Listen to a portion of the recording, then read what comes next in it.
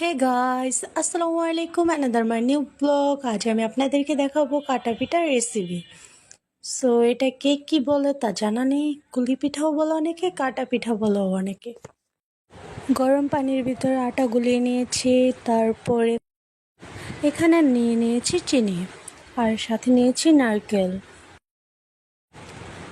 তারপরে চিনিটা জাল দেওয়া হবে। এখন নারকেল আর চিনি একসাথে মিক্স করে জাল দেব, দিয়ে তারপর নামিয়ে ফেলবো।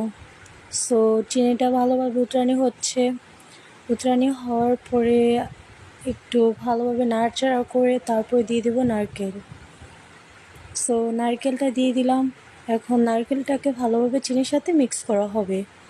মিক্স করা হলে তারপর নামিয়ে ফেলবো।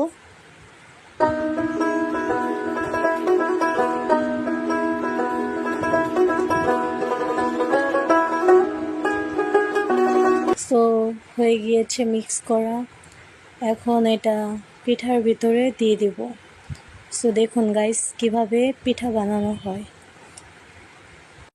পিঠা বানানোর জন্য প্রথমে ছোট্ট একটা রুটি বানাতে হয়। তারপরে রুটিটার ভিতরে নারকেল দিয়ে তারপরে এভাবে চাকু দিয়ে একটু কেটে নিতে হয়। কেটে নিয়ে কিনারগুলোকে সুন্দরভাবে একটু করে মুড়িয়ে নেবেন। হয়ে গেল পিঠা। সো পিঠাটা খেতে খুবই ভালো লাগে, দেখতেও খুবই সুন্দর, খেতেও খুবই মজা। সো আপনারাও বাসায় ট্রাই করবেন, দেখবেন পিঠাটা খেতে খুবই মজা। তারপরে পিঠাটা তেলে ভেজে নিলাম।